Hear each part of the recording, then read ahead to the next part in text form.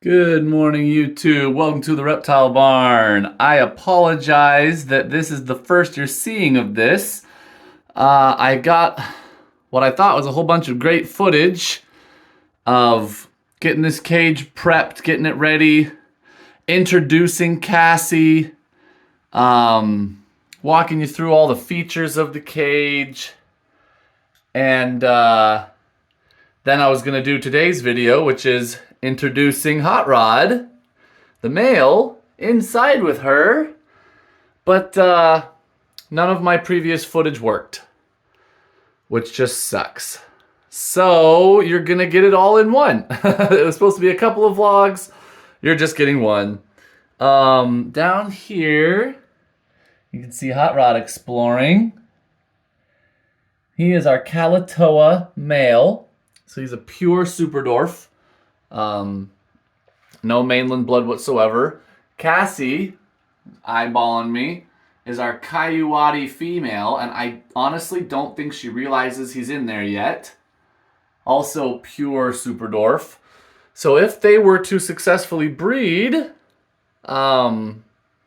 you would get very small babies, just like them, because even though they're different localities, they're both from a locality that is a very, very small super dwarf retic. They both come from Reach Out Reptiles. They are completely unrelated. And in the future, we're going to get more super dwarf retics, and we'll probably breed pure locality to pure locality, just to make sure that those localities stay represented as much as possible in the industry. But for now, we're happy to make some pure locality animals. Hot Rod's happy to have some more space to explore, I think. But yeah, he is, let me think, approaching 3 years old, and she is over 4 years old. She's quite a lot bigger than him, but not terribly so.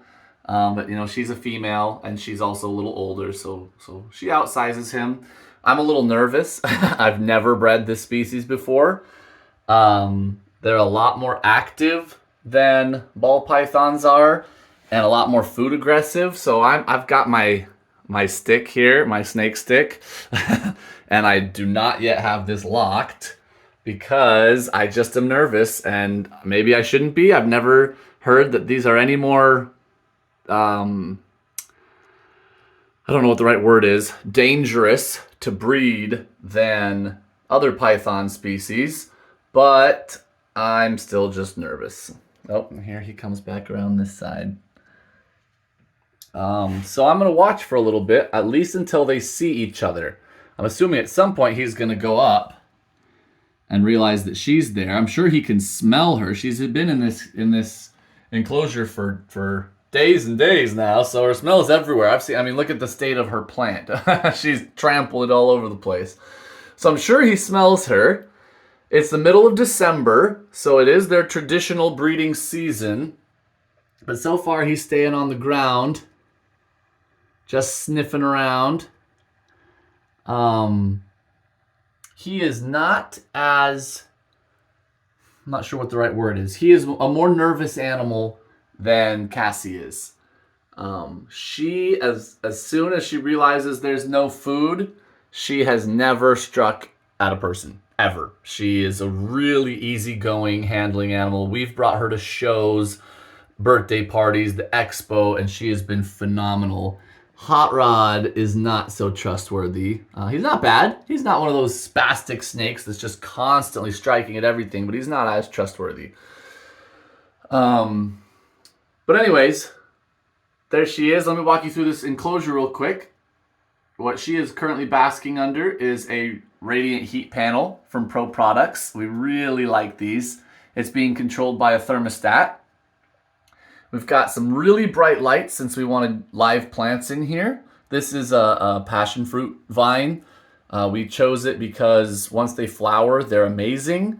And they also are prolific just growers. They'll put out a ton of vine, and they're extremely tough. So I thought it might be able to handle retics climbing all over it, since they're not big retics, they're just little retics. But that's the plant. Right next to it, I've set a little water bowl. I'm considering putting in a much, much larger water bowl somewhere. Liz just built this kind of platform. So this is kind of a darker area down underneath. I know it's all just reflection. All you're seeing is me.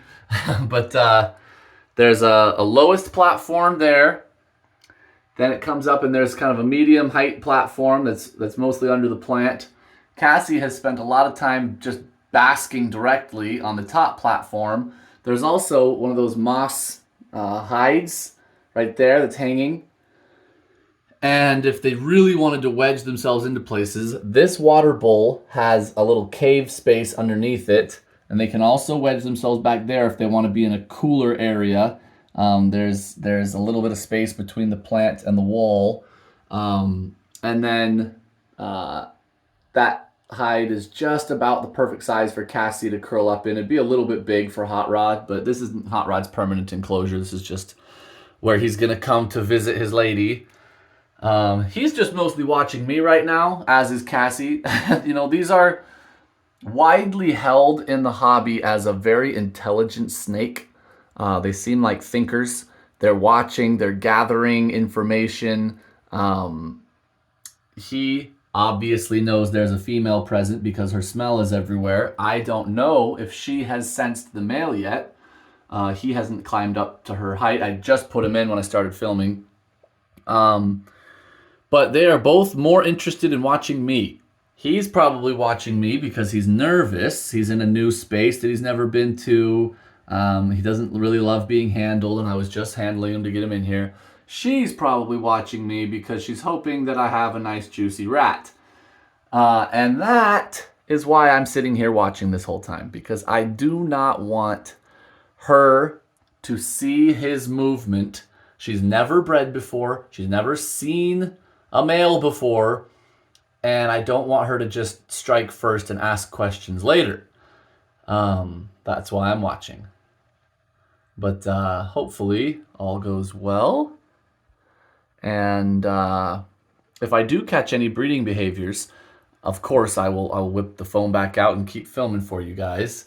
That would be super exciting. I'm not really expecting a ton here, just right off the get-go, because everything's so new. But I wanted to start them getting acclimated as soon as I could, since it's already the middle of December, and I would have preferred to be doing this like a month ago, and we just were having trouble getting this enclosure set up. But we finally got it situated where we want it. We got Cassie moved over here. She used to live at my house. Now she's at the barn. We gave her several days to kind of settle in on her own, and made sure that the plant was not killed in the transplant. And here we're going now with our first introduction. And here in probably just a couple days, I'll pull them back out. We'll see how they're doing, see if they'll both still eat, which I'm assuming they will. They absolutely love food with all of their hearts and souls.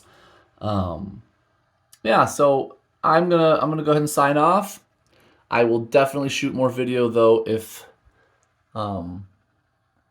they do anything interesting. Even if they just, find each other without any breeding activity, I'll still film some more, just because that'll be cool. At least for me. I maybe for a lot of just kind of general reptile fans, they don't understand why I'm so excited right now and nervous and everything when I've been breeding snakes, even pythons, for a while. But for people inside the hobby who have done this sort of thing before, going from ball pythons to something else can still be a pretty big jump. Even something related like a different python species. So I'm just excited. I hope I'm not wasting all you guys' time, but hopefully in the next week or two, I'll be able to put up another vlog with some more interesting interactions between these two. We shall see. Let me know what you also think of the enclosure, what improvements you would suggest, if there's anything that you see that you don't think is quite right. These animal animal plastics enclosures do have some ventilation in the back, but they hold humidity really, really well. One of the reasons I love these radiant heat panels is because they seem to dry out the air less than any other heat source I've ever used, which is really nice for species like this that like more humidity. I purposefully am letting leaves that drop off of the plant go to the ground, so that here, when there's a little bit more of that and some more organic material, I'm going to be introducing some springtails and some isopods, probably some various beetles and worms and stuff like that, so that it's easier to keep clean. I will, of course, still do my cleaning, but it's always nice when you have a cleaner crew in there to take care of little things. Sometimes little bits and detritus of plant or urate or whatever. Of course, I'm still going to spot clean if they have a big poo or anything like that. But it's not, and then also they'll take care of mold issues. Sometimes when you're trying to keep an enclosure in your house humid, you run into mildew and mold in ways that you just wouldn't outdoors. Where there's always wind and fresh air coming through and a bunch of bacteria and insect life and all that kind of stuff to take care of mildew and mold. In an enclosure, it's nice to have things like springtails that literally will eat that kind of stuff, and just keep it more sanitary and safe for your animal. That is all, guys. I hope that you enjoyed. I'm really hoping I get to come back in here soon and film some more exciting stuff from the snakes themselves. But I am happy that it's finally all set up how I want it, in place, and that it's hopefully taking care of these animals' needs, giving them the opportunity to climb. I think is important for these retics that really seem much more comfortable climbing than these thick-bodied ball pythons that I keep. But anyways, I'll quit rambling at you. Thank you so much for watching. Until next time, we are the Reptile Barn.